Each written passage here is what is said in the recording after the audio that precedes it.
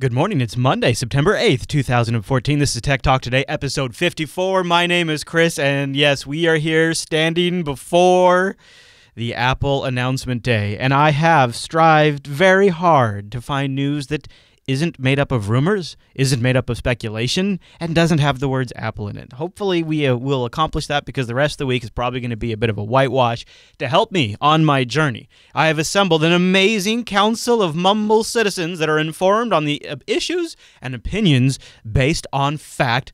Time-appropriate greeting, mumble citizens. Rumors and speculation. Happy evening. Good evening. Hello.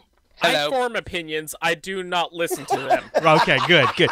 Remember, it's all good, too. If you don't call them speculation, if you call it analysis, you're in the clear. That's right. That's what we do here is analysis. It's all semantics. Why don't we start with some hard, cold cash? And that is what Reddit did. Reddit just announced some money. They're raising a bunch of money, actually, $50 million, which is just 10% of the company, which means that the company could have a total upwards valuation of $500 million.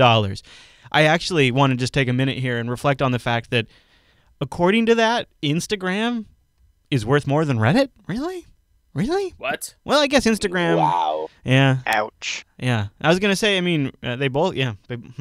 Anyways, so this is kind of a big deal because it's coming from previous co-founder Alexis Ohanian and also some folks associated with the Y Combinator group. So this is essentially, it works out to be about 10% of the company has been sold off to investors. Now, you remember also Reddit was purchased by Condé Nast and spun out as its own independent company, but they're still owned parent company by Condé Nast.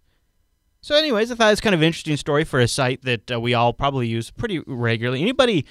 Anybody in the mumble room, like a Reddit hater, avoid Reddit altogether, never go there? That would be me. Tell me about that. I find it confusing in general, but when I do end up on there, it sucks my life away. I mean, I can't believe it's only $500 million. It's such an essential part of the internet for so many people. That's what I was surprised by that too. Just the traffic that they generate and the news. A lot of news sites will find their info there. To me, 500 million in comparative to things like Snapchat and Instagram seemed low, but in reality, it's a lot of money. And I'm sure it's a very costly operation to run as well. There's a story we started following on TechSnap last Thursday. I recommend you go check out that week's episode if you've ever shopped at Home Depot in the last few years. It turns out the Home Depot breach may be much, much larger than the Target breach, but actually based on the same malware that targeted... Shocker. I know, and guess what? Here's another shocker. Target's Windows systems. So this is an article... Yeah. That's not a shocker at all. I know. It's an anti-shocker. Home Depot was hit by the same Target malware. It's with some slight modifications. So the apparent credit card and debit card breach uncovered last week was aided in part by a new variant of that same malicious program, and it's called, get ready for this, Black POS, Black Point of Sales. Also Capitoxa, depending on where you're coming from. This is according to, that's what they say. This is a source close to the investigation that told the author an analysis of the Home Depot malware. Black Point of Sale also was found at Target last year. What's more, cards apparently stolen from Home Depot shoppers first turned up on the same site to flip them that the Target cards did when people sold Target cards. So that's kind of interesting. Other clues that Black Point of Sale malware variant further suggest a link between the cybercriminals behind Home Depot and Target is the interesting anti-American links and rhetoric in some of the documentation.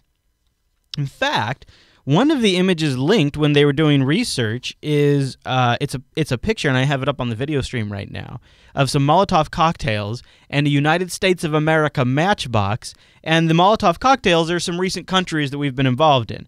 The three links point to news, editorial articles, and cartoons that accuse the United States of fomenting war and unrest and also screwing with democracy in Ukraine, Syria, Egypt, and Libya. One of the images shows a Molotov cocktail with the flags of those four nations on the bottles next to a box of matches with the American flag on it. Another link leads to an image of current armed conflict in Ukraine between the Ukrainian forces and the pro-Russian separatists. I love misdirection. It's so awesome. This could be right. That's exactly what this could be. I mean, if I'm going to steal $1 million or whatever, or like all of these credit cards, this is totally how I'm going to misdirect everybody. Sure, it's a political thing. Yeah, right. And why not make it be Russian too? Exactly. Because if you're not going to pin it on the Chinese, you got to pin it on the Russians, right? It seems to be the way it goes. But at the same time, so here's a few other things about this malware that have kind of pointed at this stuff. Like if you want to buy a batch of the credit cards, that batch is called, the name of it is called American Sanctions, and you can get the American Sanction batch 6, 7, 8, or 9. Or so there's been some other verbiage that kind of pokes fun at America's most recent geopolitical maneuvers. That's very interesting. If they can link this somehow to Russians or any state, if they can link this malware has been linked to the 2 largest breaches in the history of the United States, but this time with Home Depot specifically, they have several hundred stores outside the United States too that have been breached. So this is a worldwide fraud. This will be a massive story. Just Target alone, right? If they had just been able to tie the Target breach to one state actor, that'd have been huge. Now Home Depot and Target, cyber war, baby. We're going to war. It's cyber war time. Scary good point. I think I smell bacon. Maybe. I think you're going to smell the cyber missile pretty soon, as I think what you're going to I don't know what they smell like exactly, other than rhetoric. But. Yeah. Smells like Google now. Yeah. Yeah, I just think, well, what if these breaches have been so huge, I would be surprised if they weren't state funded. Maybe, or maybe we could tie it to ISIS. Ooh, wouldn't that be good? Oh, Muslims have been attacking us. Oh dear. Yeah. Super convenient. ISIL hackers backed by Iran. Whoa, I'm getting all excited now. All right. But let's talk about. He's ready for the end of the world.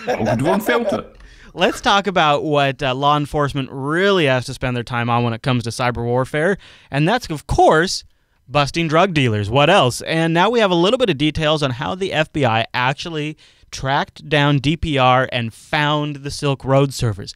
People have been speculating, because it isn't totally uncommon, that the NSA may have assisted and then gave the FBI a tip. You think? It's a possibility, and that still is indeed a possibility. However, another narrative has begun to emerge that could also be the source for how the FBI tracked down the Silkroad servers. Now, this is according to a bunch of statements that have been released via the court that I've kind of mashed together.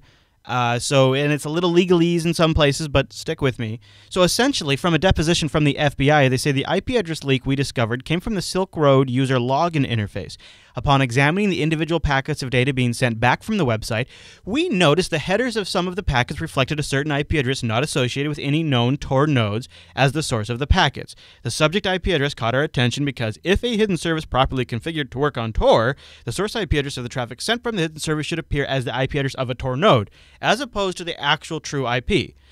So they go on to say that when we started to type into the Silkroad login screen and we put in a username and password and filled in the CAPTCHA, sometimes, based on what they say, my training experience, it indicated that the IP address we were getting back was a IP address from a Silkroad server that was leaking from the CAPTCHA login code. So when it was generating the CAPTCHA, it was generating that on a Silkroad server and providing them with the IP address when they were looking at the network traffic. Okay, all right. That sounds like that could potentially be possible, but that'd be a pretty big oversight. Yeah. Pretty big oversight. So some people have taken issue with this. In fact, some doubts have been casted. This is an article over on the Register. I'll pull this up because I don't remember if I grabbed the name. Security. Let's see. Who? I forgot the guy's name who wrote this up, but a great piece. Oh, here we go. Security consultant Christopher Tarbell was going through some of this stuff, and he says that he kind of has some doubts over the FBI's official story. He says the idea, and I kind of agree with this too. The idea that the CAPTCHA was being served from a live IP address is unreasonable. Were this the case, it would have been noticed not only by me, but by many other people who were scrutinizing the Silkroad website constantly. Silkroad was one of the most scrutinized sites on the web for white hats, by white hats, because it was an interesting challenge, and it was also an interesting challenge for black hats because it had so many bitcoins. Moreover, externally hosted images would still be routed over the Tor network, and any packet sniffer would be unable to detect the Silkroad IP address. See, that's the other part I agree with. That part is the key part to me, is the way they're talking about it, Tor doesn't really work that way. He goes on to say it was more likely that the FBI found and exploited a security vulnerability or discovered information leak in the Silkroad login page application. Yeah. Yeah, I mean, and anyone who even talks about this stuff, like in terms of like FBI, like making a statement, they need to explain to me what a packet is before I'm even willing to listen to them. Right. Because they have no freaking idea. And they don't even know what Tor stands for. So why the misdirection, though? They may think it means torrent. Well, I mean, they're doing these are legal affidavits. These are sworn statements. Server-side stuff as well.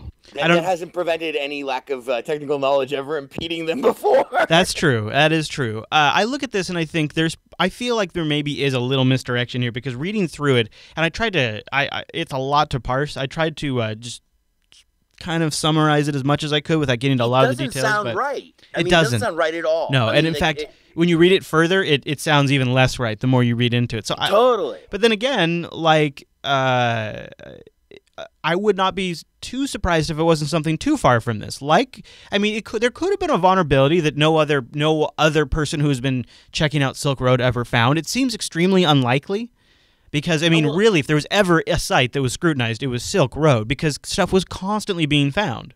And when the NSA is on your side, I mean, that's probably what the obfuscation might be about. The NSA actually because I mean that's maybe there was an total NSA violation. Tip? Yeah, absolutely, and that would be necessary to obfuscate, especially just because I mean it'd be totally illegal. I mean completely illegal in what's legal anymore? Yeah. Fourth, a whatment? All right. One interesting story we're just tracking before we run today, and then, of course, tomorrow is Apple Keynote Day. But this is one that we'll just see what develops. CenturyLink is said to look into acquiring Rackspace. The Rackspace hosting company. That's according to a rumor going on right now that started last month. They've been conducting an internal review on both sides to see if it would work out. One person familiar with the deal said that the valuation for Rackspace was around $5.33 billion right now. However, at this point, it looks like odds of the deal going through are probably about less than 50%, right around there. It really kind of depends on if Rackspace is willing to take a payment in stock or wants cash up front. If they're going to go the stock route, then CenturyLink would probably go for it because they want to avoid a debt downgrade that would come with too much of a large financing deal. But if they do some stock and everybody's happy with that, we could have ourselves a sale of Rackspace to CenturyLink, which would be interesting, right? Yeah, I don't think it's necessarily a bad thing. CenturyLink does need something at this point to differentiate itself from the competition. Like, for instance, Comcast, we all know, is the 8-pound gorilla. I want to see somebody else stepping up to the plate, and I think CenturyLink could be potentially that Totally agree. And I mean, they've been pretty aggressive, at least in Nevada, trying to expand their network. Unlike every other friggin' cable provider and ISP. You mean they're actually investing in their network? Hold on. I mean, what a thought, Chris. Right? It's crazy. I don't know. I hate all ISPs, so I'm probably the wrong person to ask. I high hate five. Yeah, I like it. I like Rackspace, being a kind of their own wild beast. But whatever, we'll see what happens.